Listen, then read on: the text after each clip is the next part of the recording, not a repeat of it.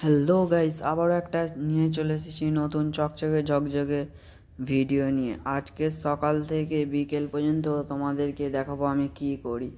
সকালবেলা গা হাত পা ধুয়ে খাওয়া দাওয়া করে বিকেলের দিকে বাড়িয়েছি, নদীর ধারে যাব, গিয়ে কটা ভিডিও আছে এডিটিং করব, এটাকেও এডিটিং করব। নদীর ধারে চলে এসেছি, তোমাদেরকে নদীর ভিউ দেখাবো। তোমরা কি দেখতে চাও? কিছুক্ষণ পরেই দেখাবো।